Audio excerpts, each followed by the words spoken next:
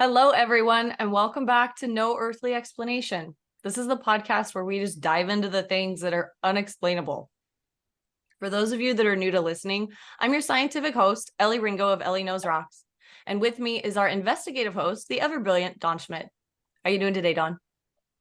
I am great, Ellie. Always good to be with you. And as we certainly are approaching, that time of year that everyone is distracted and with family situations and hustle and bustle of shopping and everything, we bring things back down to earth, so to speak, with these mysteries that still befuddle and confuse, but always, enlighten us in the search for answers. And that's why I'm especially, excited about tonight's guest because it's something that touches all of us. Something that whether you know someone who's had such an experience or just the just the very curiosity of what is beyond this earthly realm, so to speak.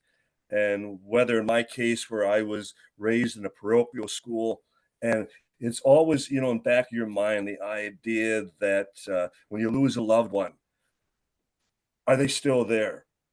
Are they still, looking over your shoulder? Do we have a guardian angel? Do we have someone watching out over us?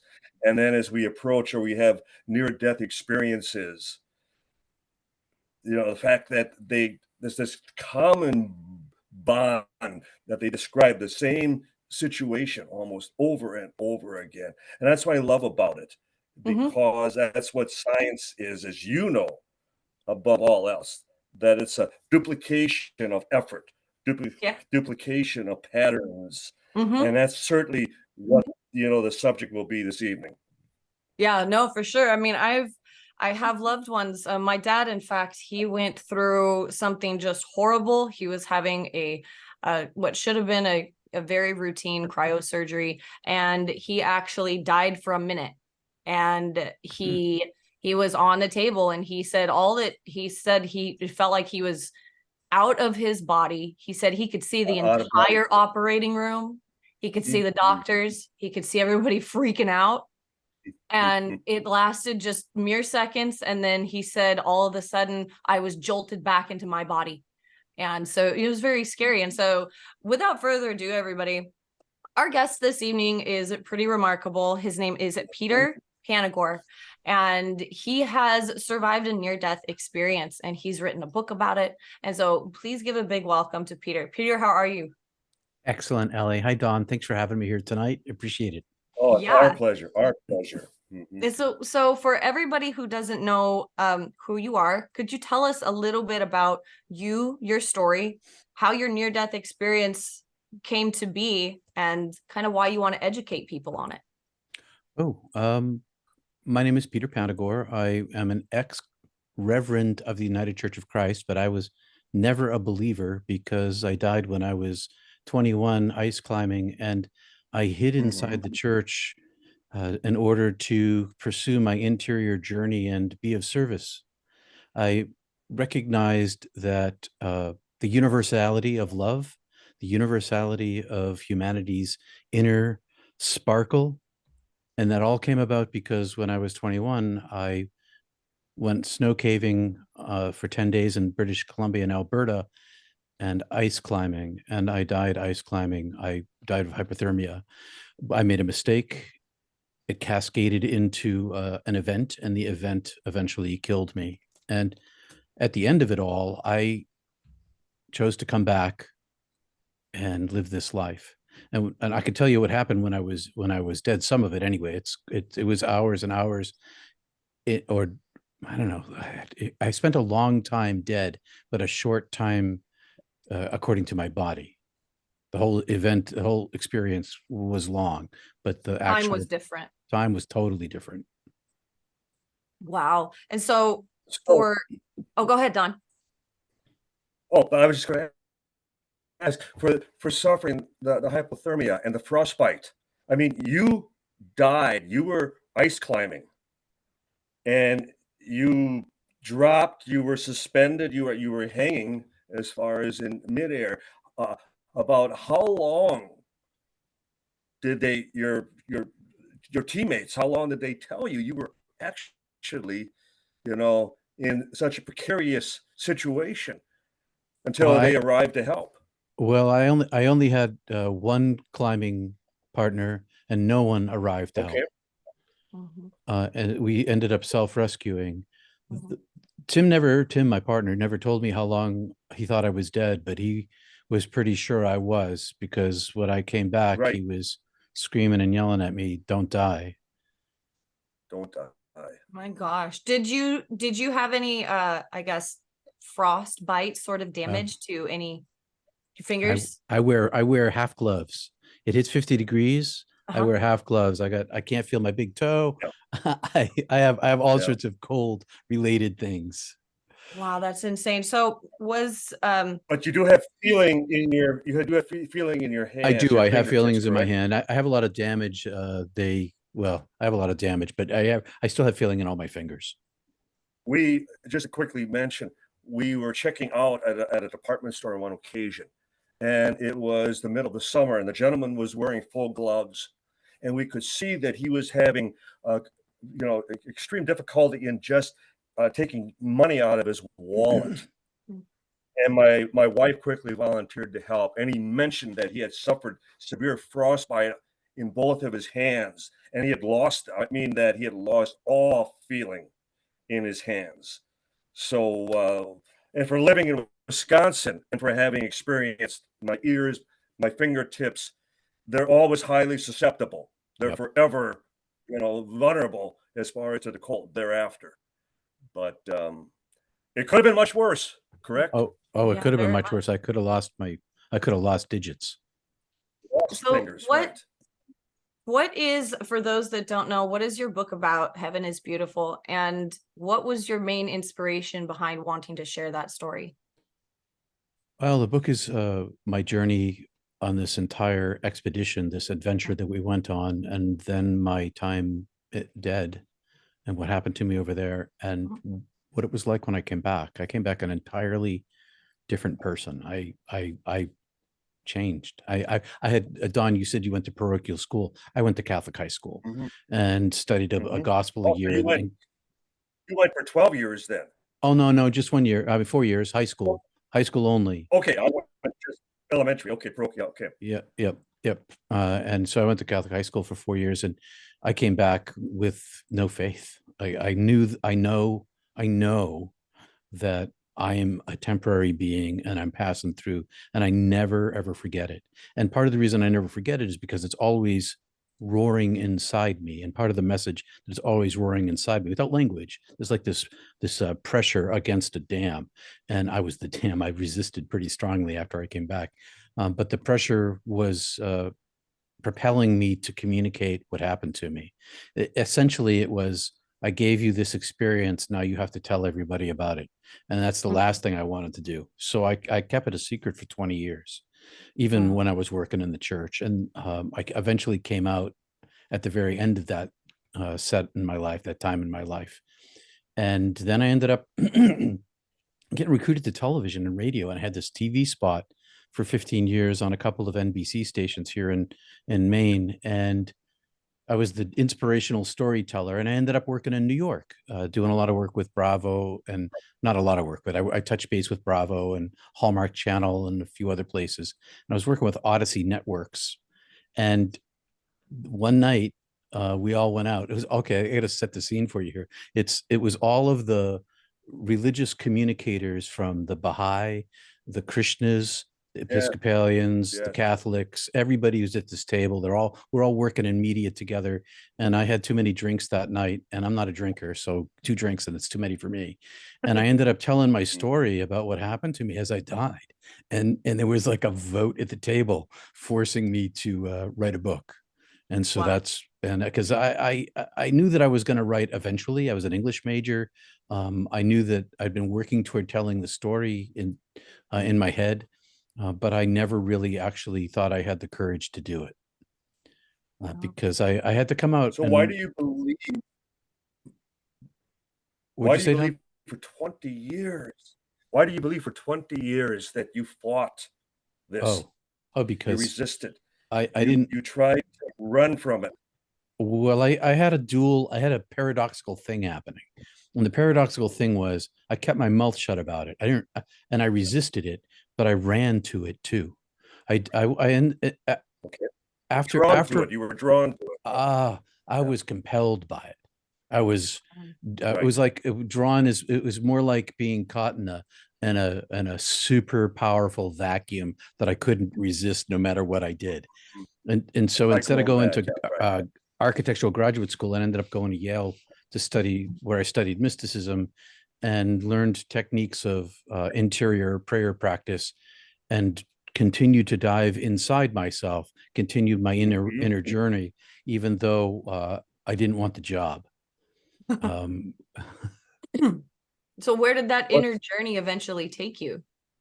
Oh, it took me very deeply. It took me into multiple mystical experiences. It Mhm. took me into integration here. It Mhm. took me. It took me to television. It took me to radio. It took me to here, sitting here, and to this my international bestseller, which I like to say because I can't believe it happened. Um, like what? So, and um, that is an accomplishment in itself, but it also had to be just as gratifying that people were drawn to your story, to mhm, your experience, and not because they were just curious, but because they wanted to believe. They wanted to have further verification, validation for things they had heard, possibly things they had experienced within their own families. And it just, I'm sure, helped solidify what they accept as a genuine experience. You accept it as a genuine experience, correct?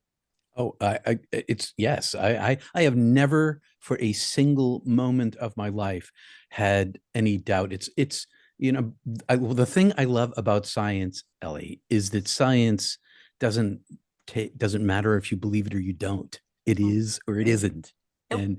and that's the way it is for me with what happened to me. Mhm. I don't need to. I've never tried to convince anybody of anything. I just tried to tell my story and show them what I experienced the best I'm able to do, and let them make their own choice. Because I know that in the end, as soon as they shed this mortal coil, all's well. Mhm, They're going to slip out of this mhm, thing and be quite surprised, and I expect them to be pleased. mhm, So, mhm. during I would say all of this, have you noticed that since your near-death experience that you've been more or less sensitive to supernatural things that might happen around you, or like places or people that have died, or like seeing ghosts or feeling different things that, people have claimed to feel or see, that kind of stuff? Yeah, and that's the reason why one of the reasons why I kept my mouth shut, because I didn't want to lose my credibility with my family. Mhm, They're or with my friends. mhm. And yeah, absolutely. Ghosts and uh dead people and psychic So experiences, all that kind of stuff. with that question, I have a follow-up question since that was your answer. What has been the strangest or most awe-inspiring or just scary? Which one has popped out and sticks in your head for those supernatural experiences? Excluding all of the mystical experiences, all of them. I was a stilt walker for fun, and so I did a lot of parades. I live in a small town on the coast of Maine, Mhm. and I would do parades because it was fun. And so one day I was late to this parade, and I didn't know where it was going to begin, and so I pulled out my iPad and looked it up, and the first thing that popped up was this article about this guy, this Shriner, who in his little go-kart a year or two before flipped his cart on there's a saltwater river that runs between these two little towns, and it might be 40 feet wide, but it's very deep and very powerful. And so he flipped his cart over, and pardon me, I'll say this as gently as possible. He died in front of everyone. And Oh wow. it wasn't pretty. And Mhm. and so I was like, whoa, look at that. And then I had to look up.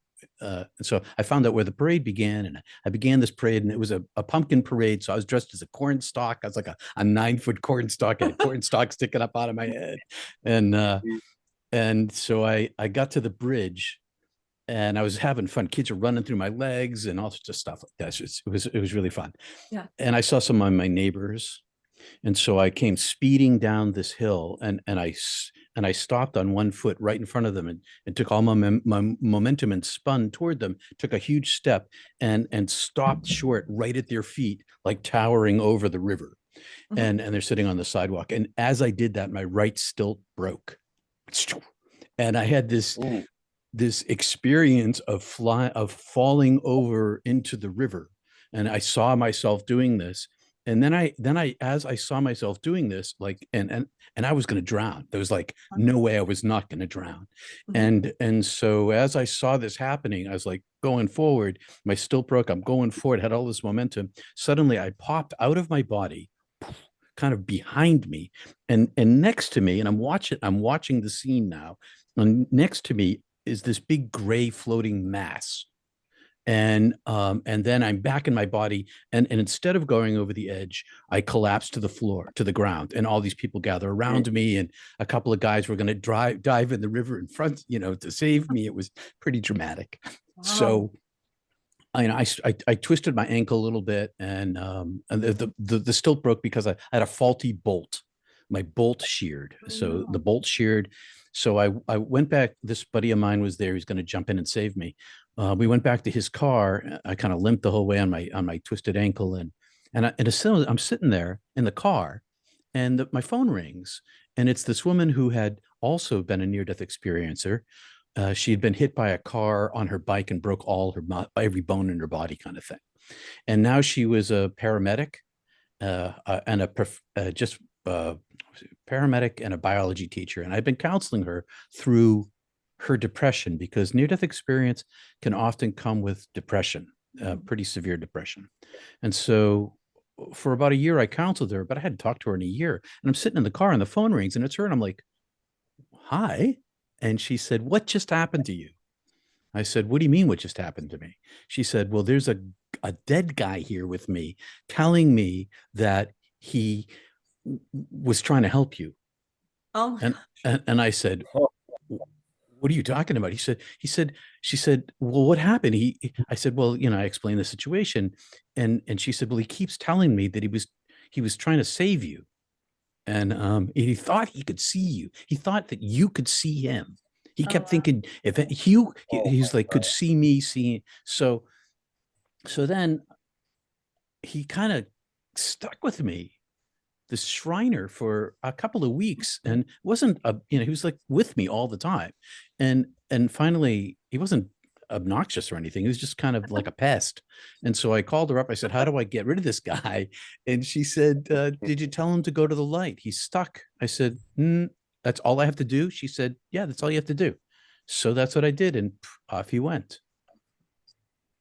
oh my gosh. Yeah. Right. Holy crap. That So in itself is just quite the story. I know. This is the reason why I don't, now I'm telling these stories, but for decades I didn't tell these stories because, Right. You would have been the best person to talk to at a party, though. Dude, you should have.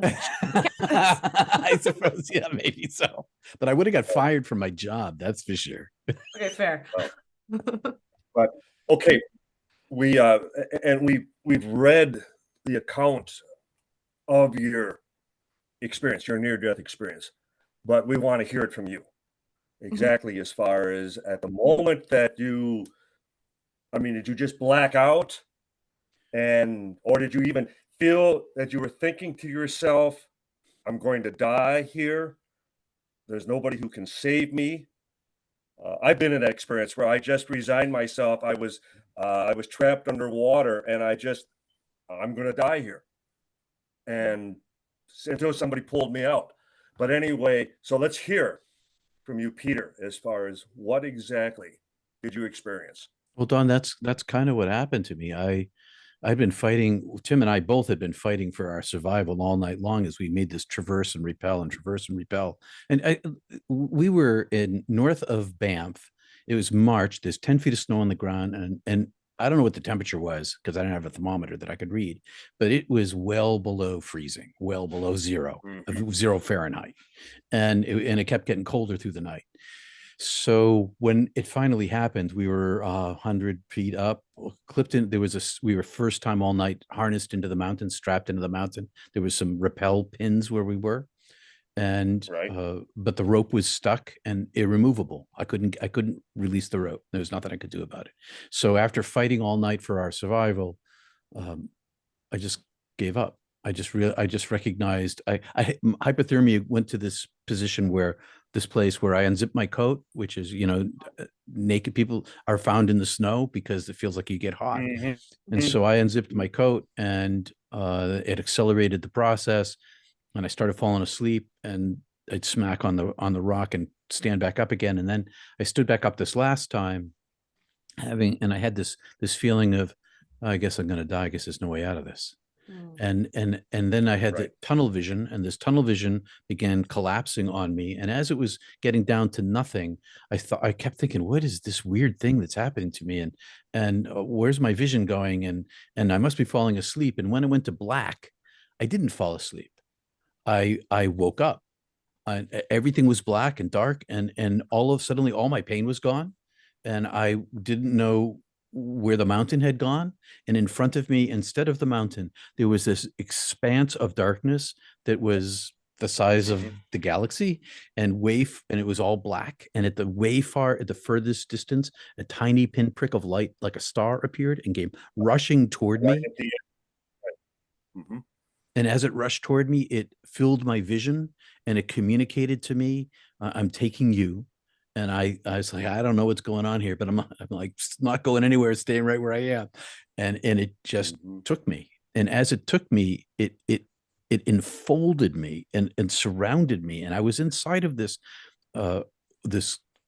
transparent orb, and it was massive, and it was communicating to me, and not language, but it was communicating to me in its intelligence and its power and its longevity. And I could tell that it was a reduction of a much larger entity. It was sort of it was superpositioned, but it wasn't equally superpositioned.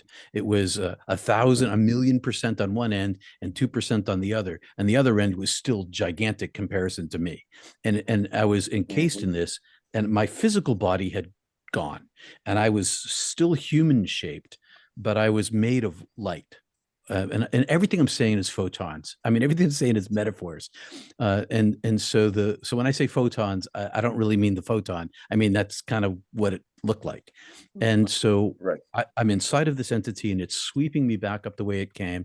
And as I'm being swept up, I'm being fed comfort and wellness and well-being, and I can see through it into this dark void, and I can see me in it looking out. So I've got this other, I'm superpositioned. I have I'm an eye outside of this entity. I'm a kind of a God's eye view watching me travel back to where it had come from. And I could see this. I could see this simultaneously. So I had 2 points of view, but when I looked from the inside to the outside eye, I couldn't see me. And then the next thing I knew is that this gigantic orb reached a limit, and at this limit, it unfolded itself, and I popped out of it into a much greater void, an oceanic womb. And in this oceanic womb of darkness that was also illuminated, it was paradoxical. I was now the orb of consciousness, 10,000 times bigger than my human body. And my thinking was my being. There was no separation. Like I have a brain, I have fingertips, and I feel with these, and I think with that. That it was all. I was one entity. My thinking was my being, was my self-understanding, and what I understood was, this is me. This is the true me. This has always been the true me. I was never that human being. Not real. That was a temporary situation. I'm back to myself again, and I can see the darkness in every single direction, and the darkness extends the size of the universe, and at the edge of the universe, and I can see it. I can see all of it, but there's nothing there but me. It's no thingness. There are no molecules. There's no quarks. There's no energy. There's no matter. It is emptiness, nothingness, and I am made of nothingness, this consciousness that I am. And way far at the edge of this is a darkness that I can't see into. It's a darker darkness that was the sort of the container of all of this vastness. And I was content. I was content and happy and knew myself for who I was. And as I was in this state, an opening, the darkness opened, ripped, and downpoured this waterfall of white light. And this white light was like 1,000,000 times bigger than me. It's gigantic. In the book, I give it a size and a measurement, but it's just much bigger than me. And it's white flowing light, but it's also, again, simultaneously, every single color in the spectrum of visible and electromagnetic radiation, everything. It's all these different tiny pixelates of color, and but it's not flipping between white and pixelization. It's both at the same time, and it's them and one, and it's the most beautiful beauty I'd ever seen, and I wanted it, and it moved toward me, and as soon as I wanted it, I moved toward it with the motion of thought, and I touched it with my being. And as I touched it with my being, it flowed into me. It flowed into me and surrounded me and expanded me. And then all these things happened at the same time. I heard my soul name being called, my original self, my constantly being called into being name. So I wasn't made once. I'm always being made.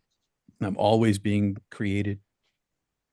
I experienced I had a life review, and in my life review, I went through all of the pain that I'd given away in my life from the interior perspective of everybody I gave it to, simultaneous with my own point of view, and the juxtaposition of those two, and the amount of pain I felt, their emotions and their chemical reactions, and their anger and jealousy and surprise and hurt, and but I also felt my reasons and my emotions, and they were this big, and the pain that I gave them was gigantic, and the pain that I gave them all accrued to me.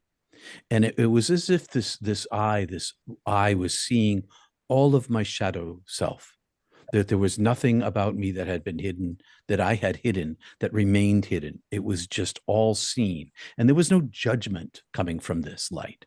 It was just showing me myself.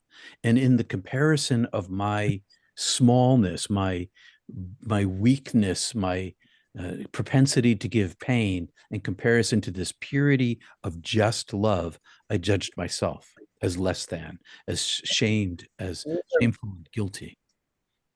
Isn't that an interesting I mean, that before, I mean, when you were still in the midst of all the darkness, that you already felt comfort, that you were already receptive of your fate at that moment. And that even in this position of, like, as people would describe, seeing their life flash before their eyes, that type of thing, at such a moment, that it all comes back to you for all the pain that one inflicts on others, whether intentional or not, but that you still felt no judgment, that it was like, okay, this is your life, and that you become the judge, that you look back and that you're able to discern between the good and the bad, and that becomes your most your awareness, your illumination, the idea that I get a second chance. And that's what we're coming to in a moment here, And so when you get sent back. So, yeah. well, yes. And so when I was going through this judgment, this self-judgment, it was expressing love to me. I knew you through all of this. Every single decision that I made, every single action that I took, it was telling me that I was beloved, even though that this love for me was always and eternal, and that the divine was present with me and with the other person, and was indeed the other person and me, and experiencing my life and their lives through the body. and that forgiveness was on offer the entire time. So it's speaking love to me, love to me, love to me, love to me. And all I had to do was accept it. And once I turned toward it, I inflated with it, and I was infilled with paradise, bliss, beauty, wholeness, healing, understanding, joy, knowledge, intelligence, awe, paradise, love, light. And all of these were one thing, truth. They were one thing. And they blew me up like a balloon. And I became, I inflated to the point where a little bit more would have obliterated the remaining separation between the fullness of the oneness and what was left of me. And I felt like I would have become it. And then I deflated again. Just before that, I deflated again, had this union experience. And then I said, oh, and I should tell you this. I saw a whole bunch of incarnations that I had lived. I saw basically an oversoul that lived all of these was living all these incarnations, because they were, from my point of view, simultaneous. Even though they were in a sequence, they were all happening when I was there. And then there was the me that was the most pure me, that was watching all of this. And the most pure me was like a single photon from an infinite field of photons of intelligence. And I was outside of that field, but superpositioned with it. And so I was part of it, but separate from it, a limited form of the unlimited. And I recognized that none of the incarnations that I had lived were me. They were all temporary places that I had lived, but not me at all. I was allowed to see into two of them. And then when this part was over, and I'm speeding the story along here, when this part was over, I kind of I reduced back to a smaller self with memory of my recent life. And I said to the divine, and the divine is this voice that's inside of me and all around me. This whole place is the divine. This infinite space that I'm in, all of it is the divine self. And it says to me, I say to it, am I dead? And it says, yeah, you're dead. And I say, well, I can't die now. You know, my parents, we lost my sister. It devastated my mom. What are my parents going to do if they lose me? And so when I said that, I got swept across this infinitely large universe space to an edge. And I know how that it's like, how can it be infinite and have an edge? But I don't know. It's all full of paradox. And so I got swept across this space, and part of me was kind of tucked out through this. And these days I call it like a Higgs boson field, where energy becomes matter. So I'm the energy, and I'm suddenly in the place of matter with my little eyeball sticking out into the universe.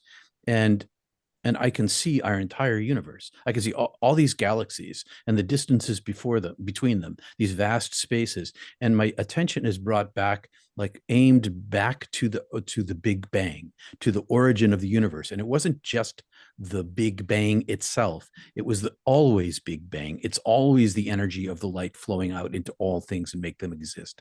And there was that darkness that was impenetrable to me. And out of this impenetrable darkness, I saw all this light pouring out. And this light wove itself into the universe in every single molecule that there is. And I could see the light move. I could see the universe being born from this light energy, and that the light energy was subsumed or beneath the material form and was in everything. Stars and planets and galaxies and everything was made of this light. And as I looked, the darkness was pouring out this light, weaving it into our entire universe. More universes were popping out, like universe after universe after universe after universe, just kind of spilling out, going above and above and above, just hundreds of them. And this immense vastness spoke to me. And as it spoke to me, it said, in the way that I love you now, and that all of this light that was pouring out, that was inside of everything there was love itself, and born of the love that is the light, and even greater is the darkness out of which the light poured. This immense love poured out, and it was aimed right at me. And all of the love that ever was aimed at me. And it said, in the way I love you now, I have always loved you and always will love you. And because of my love, all has been well, all will be well, and all is well. And it showed me that that was true for all of the universe. And as I watched this and experienced this immense, infinite, unconditional love that was just expansive to me, my vision was focused on Earth and kind of zoomed in on Earth. And Earth was like a huge hologram with every human being living on it. There wasn't like a picture of the Earth. It was like the Earth with every person on it. And I could see them all night and day. And I could zoom in on people. And inside of every single person was this golden light, this little tiny fleck of golden light. And it was blocked from the vision of everybody. Nobody could see it but me, because there was this big fog or foam around the Earth between people. And the voice said, I love everyone, everyone. The way that I love you now, I love everyone. And I could see terrible, bad people doing bad things and people doing good things. And there was no person who was not beloved. And because the whole universe is beloved, and that all will fold back into me and nothing is ever lost. And so don't worry about your parents, because they're going to be fine. And then my parents' faces showed up, and like a mom and dad, and then mom and dad again, two sets of moms, two sets of dads. And in the first set of mom and dad, I could see the whole of their lives without me. Like if I don't go back, I can see devastation. And when my mom and my dad and my sister and my brother, everybody's ruined. And then I can see if I go back. And if I go back, the suffering is still there, but it's a lot less. Like it's not, I've lost another child and my mom is shattered into a million pieces. Right. But their ends were the same. Their deaths were different, but after they died, they were with me. And this whole thing, I saw that the length of every life is the wink of an eye, the snap of a finger. And the voice said, if you wait just a moment, we'll have lived this life, this terrible life, and we'll be here, and they'll be in paradise with you now, here. And I said, yeah, but look at that, that's awful. And can I go back? Can I go back and, so that they don't have to experience that? And the voice said, yeah, you can go back. I said, well, if I go back, can I come back here to this bliss? And the voice said, yes. And I said, well, I choose to live my life. And it said, you won't live your life. And it threw me out.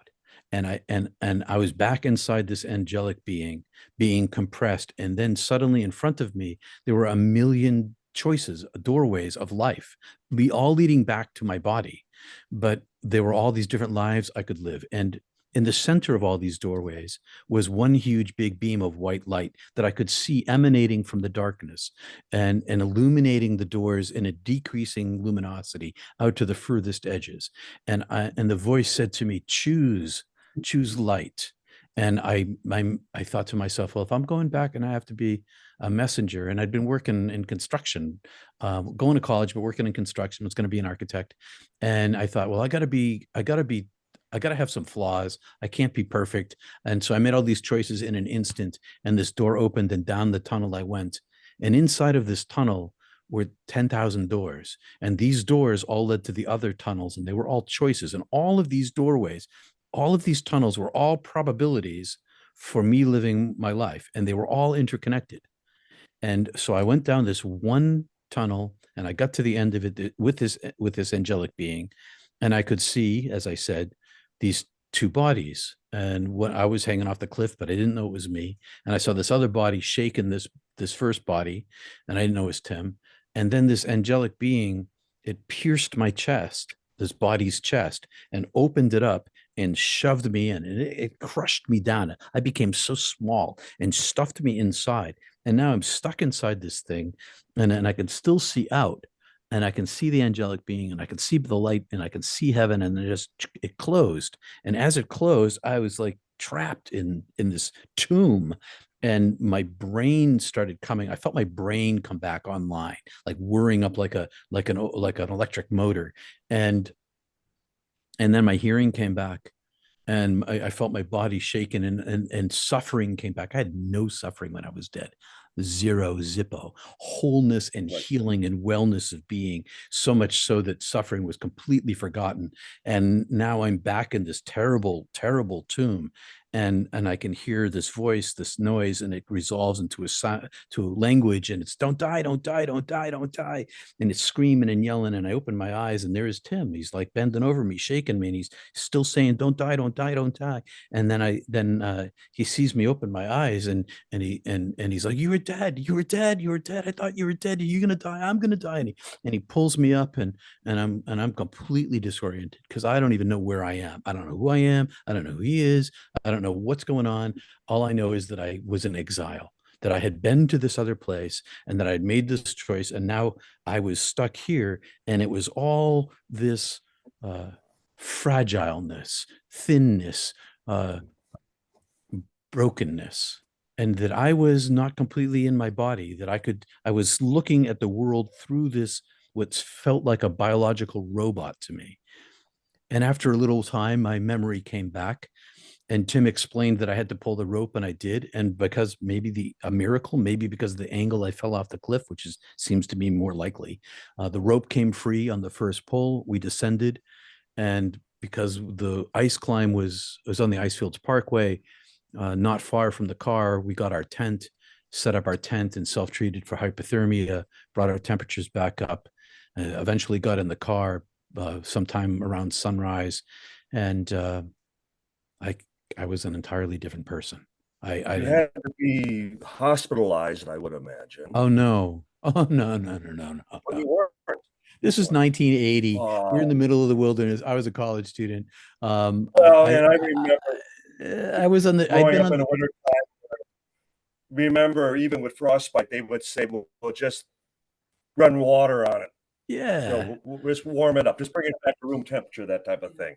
You'll I be was fine. in, I You'll be was on the fine." ski patrol, Uh, and so I relied. That's one of the reasons why we were out there, is because I knew what to do in the wilderness, first aid, and so we treated ourselves. And I didn't think we needed hospitalization. mhm. Wow. But did you ever ask, okay, you brought me back, you sent me back, I was able to come back. I asked if I could go back. But why did I go back to all that pain, Oh, all that searing, I you was know, upset. Did you regret it? In the moment that I came back, and then for the next 20 years, I prayed every day. I practiced Kriya Yoga and centering prayer, and as I practiced those two practices, I had a third practice, which was, take me home today. I don't want to be here anymore. yeah, yeah. Wow. That's But there are a lot of days, but there are many days you don't feel that way, I'm sure. Oh, no, I felt that way every single day Do you really? until I died again in 2015 of a heart attack. Right. And so after that, I chose to come back again, this time for my granddaughter. Family circumstances were such that it was better if I was here than not here.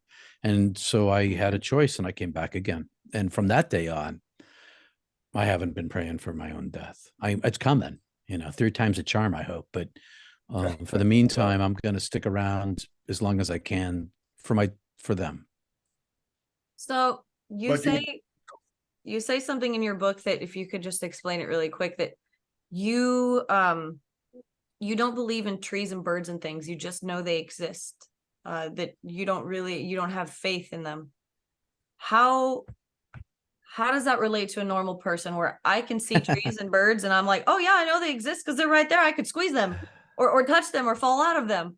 How does that relate? It made me extremely curious. Well, I have this weird relationship with animals and plants.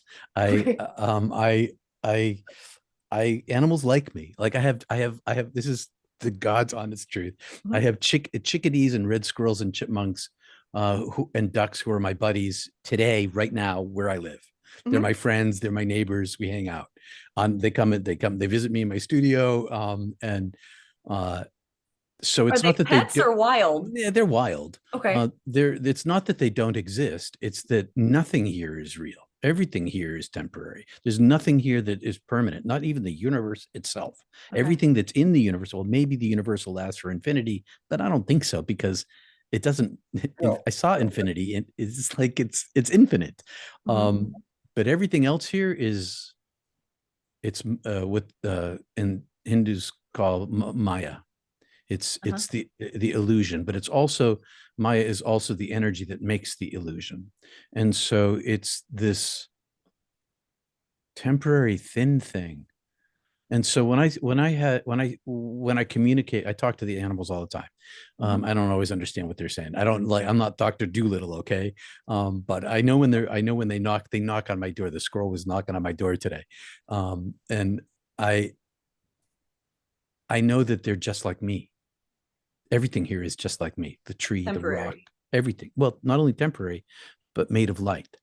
Mhm. And so there's this relationship that supersedes the physicality. And it's not something that's intellectual. I haven't intellectualized this. I experience it. I see it. I feel it. It's this thing that's always with me. But also, yeah, everything is totally temporary, especially me. And so that gives me a lot of freedom. And I'll also say this about plants and birds and animals, is we have an acre of land here on the coast of Maine, and it's a microhabitat. We have mink, and we had moose walking by. We had, all sorts of animals coming in here all the time. We cultivate it for butterflies and dragonflies and bees in particular. They're real. They're just not permanent. Even the stars have an expiration date. Oh yeah, they do. Everything does, as far as we know, right? So do you have, Peter, do you have this sense of urgency that you still, I mean, you're here, but again, it's temporal. It's something that each day is one day less. And as much as you feel that you're ready, that you know what's beyond, I'm sure you even feel drawn. Oh, I'm totally at drawn. times, but you're also here to finish the job, so to speak. You're here. You have a mission. I do, especially given that you've been sent back a couple of times now. I do have a mission. Do you believe that your mission is for family, or to educate people on what is out there, or like? It's twofold. Okay. It's twofold, Elley. It's my family. I helped. My dad had, in the end, my dad had a 3-year terrible death. He died 2 years ago. Oh. And now my mom, we just moved her into assisted living. She had a stroke, and so focus on my mom and my dad to help them. I don't live near them though. They live in southern New England. And my granddaughter, I'm here to help her as best I can. No father in the family, and but I also have this other thing, so it's twofold. I'm here to try to help my mom and my dad and my granddaughter, my kids. But I also have this other thing, and that other thing is to try as best I can to communicate that which is unspeakable. And so I studied communication. I was an English major, learned how to write, and then learned how to think in graduate school. Studied in order to become a storyteller, to be able to tell stories, and studied mysticism in order to use words to communicate the experience. But that's only on this level. There's another level underneath it, which is the real level for me, which is the place of the divine energy itself. What Christians call it the Holy Spirit. Some people call it chi. Some call it prana. It has all these different names, but it's this divine energy that is a person can accumulate it and then distribute it. And so, and if one negates one's attachment to oneself and cultivates a space for the presence of the prana, to create a barrel for it in which to be stored, it can then be distributed. And so I'm really trying to show people, to help them experience this as best I'm able to do, so that they can feel it inside themselves. And when you feel it inside yourself, then you know that it's one, real, and that two, it's in you. And then if you can find this energy inside yourself, you don't really need anyone or anything else. You don't really need doctrine or dogma.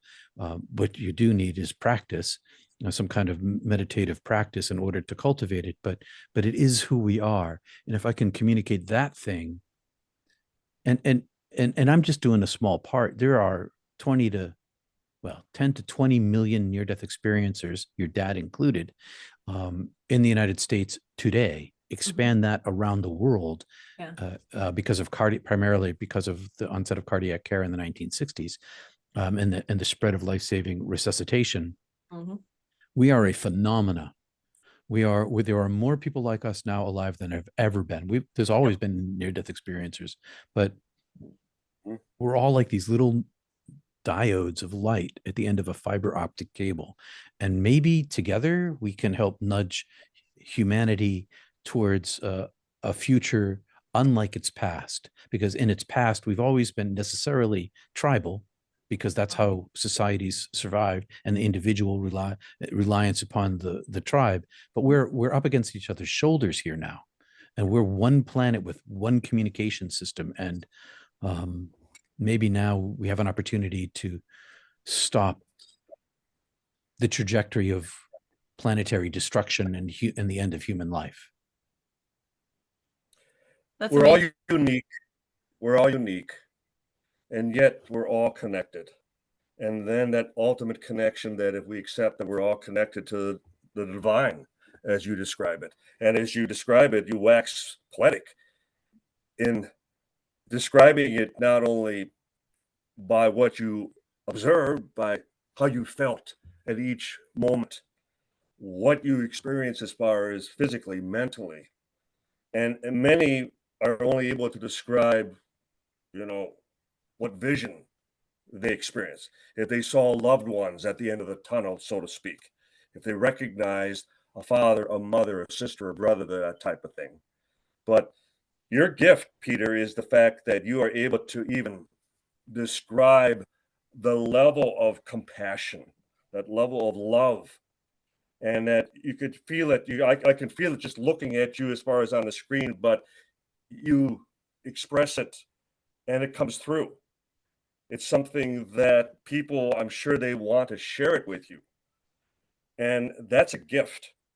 And whether you had it before or it's something that you acquired through these experiences, it's something that you now feel that you need to share, that you need to complete, that divine mission that you were assigned.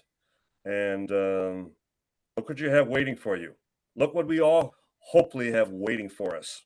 Can't wait. And isn't that just the ultimate, to get through this life? This is hell for many people. It's hell for all of us in one respect or another. Yep. And so anybody, I pity those who feel this is it. This is it. This is as good as it gets. Well, I'm sorry. You're setting your bar pretty low. They'll find out. Well, I know we need to wrap things up. I have just one really quick question. Since, you were up there and you said that you kind of got to see your past or other kind of selves, do you believe that you'll be going straight back to that place when you die, or do you think that you'll be reincarnated to once again come back? I don't know that those are mutually exclusive. No, I don't think so. But maybe a part of yourself will come back. But a part of myself was in all of those incarnations, but then none of them were me. And I most of my life, I was like, I'm not coming back to this freaking place. You can't make me come. That was part of my argument. You can't make me come back. Right. And, of course, who knows? I don't know how the deal works over there. If I have to come back, I come back. But I've had multiple other experiences in between these two near-death experiences. And what I've come to understand about myself, and I think this is true for everybody, but I know that this is true for me, that my aim is to end my separation, Mhm. and that to become re-enfolded into the divine light itself. And so all of my interior mystical practice, my Kriya Yoga, my sunray prayer, my service to other people, and that's what ministry was for me, was Mhm. helping people. That's what I did. It was my job. And all of that had to do with self-negation. And the self-negation isn't just about my human form and my egoic self, but it's all the layers of my soul until I peel away enough of it to be enfolded back into the oneness of being, which is really all I want. That's fantastic. Is there any last words you'd like to share with everybody, or would you like to tell people how they can find you and get your book? Both those things. All you need is love. You don't have to have any meditation life. You just love and care for the people around you. And you don't even have to be a believer. It doesn't really matter. If you're a loving and caring person, you're doing the right thing. Being kind as often as you Automatically, can. yeah, it's kind of Automatically. natural. It's built into us, you know. Look at the atheist mother who loves her baby. And you know And what? her friends and family and what she'll go through for them. Right, Right, exactly. All right, you need is right. love, because love is the only thing that there is. I'm at peterpanagore.love. I have a YouTube channel, and I help people who have had mystical experiences, spiritually transformative experiences, reintegrate into their lives. And this is an ongoing thing. It's not like, oh, I'm reintegrated now. It's like new things, new things, new things. So peterpanagore.love. My book is available globally. It's an Audible international bestseller. It's been optioned for a movie. I've been working on that today. Working on that for the last 3 years. They optioned my next book for a sequel, and so I'm hoping that my contract will be completed for this movie by the end of January, and then they'll move. Then the producers will, they're off and running. That's And fantastic. And that book is Heaven is Beautiful, everybody. You'll be touching millions and millions of more people. Isn't that fantastic? There you go. I have to ask you one last thing. Did you ever, where you died the first time, did you ever go back there just to see Oh, if I it did. I really did. I did didn't happen? want to. I like, people were like, "Did you ever go back there?" I'm like, "I'm never going back to that place. Not ever, ever, ever." Right. It's all full of trauma for me. But you But did. then after the book came out, I was this sugar mama who, she came to a reading, and she's like, and she turned into, she's fabulous. She bought me a airline ticket. She paid for the top of the line SUV, paid for all my food and all my hotels, and sent me back. And a buddy came with me. And so Wow. in 2016, we went back and we met with some Native American elders who my friend was connected with out there. And they helped me, as they said, call my soul back, face my shadow, face my trauma. Mm, And I faced yes. my trauma. I went to the mountains, and Wonderful. in December, right now, actually, right now is the time of year I was there in 2016. And I came back, and until 2016, when I told my story, it was a traumatic experience for me every single time I told it. It was dark and scary and made me cry. But afterwards, I had faced some of my shadow, my trauma from the night, and I returned, not seeing I always looked at the mountain in my mind as this like terrible dark place. And after going there and facing my own shadow side, the doorway back mattered more. I could see the doorway back here open to the light. And so my whole experience and understanding of what happened to me Right, transformed. right. Wow. Makes you wonder who she was, doesn't it? Oh, I know who she is. She And who lives sent her? lives down the coast from me. Um, Oh, but well. yeah, but Well, yeah, so she totally took care of me, though. She was great. That well, is it awesome. sounds like she's a guardian angel in many respects, Oh, and that she did. She changed my helped you go life. to another level. Yeah, she did. Yes, She good for her. totally, Good for she both of did. you. Thank you, Peter, so Well, this much was for being our tremendous, guest Peter. this This evening. was You've been wonderful. a delight to speak with. Thanks, Ellie. Thanks a lot. I appreciate it. You Thanks, bet. Don. All right, everybody, that's what we've got for you this evening. And I really hope that you will find this episode, rate and review it. It helps other people find us. And be sure to follow us on our social medias. You can find us on Facebook and Instagram at noearthlyexplanation.com. If you'd like to follow me, you can find me at Elley Ringo and at Elley Knows Rocks. If you'd like to follow Don, you can find him on Facebook at Donald Raymond Schmidt. And if you would like to send us any kind of an email or give us future suggestions for episodes you would like us to investigate, you can email us at noearthlyexplanation@gmail.com. Thank you guys so much once again for listening, and we'll see you on the next one. Goodbye, all, and thank you once again to our wonderful guest, Peter. And we'll see you next time, Elley. Bye-bye. Bye.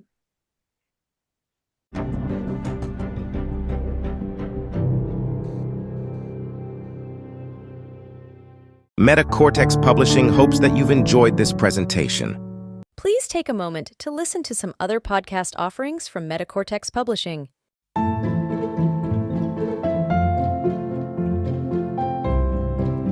Hi, I'm Father Daniel Duplantis, a Catholic priest, martial artist, and host of the Karate Priest podcast. Have you ever wondered what the church teaches about different topics? Are you a martial arts enthusiast or just someone who wants to learn more about martial arts?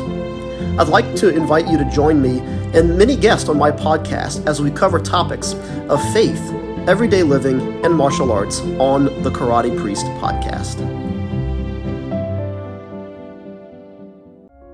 A quest is a search for something. And every week, the Quest podcast will show you how we know what we know through interviews with people that have incredible stories of dedication and perseverance. I'm your host, Todd Fisher. Join me in this thought-provoking and inspiring podcast of discovery. Find us anywhere you listen to podcasts.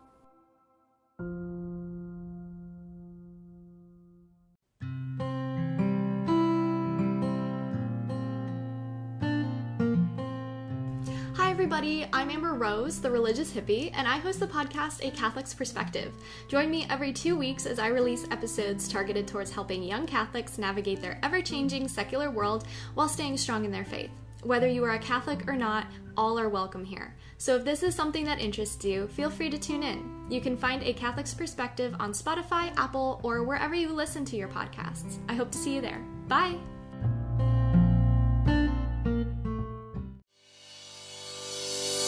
Thank you for listening to this podcast. Please be sure to rate and review this episode.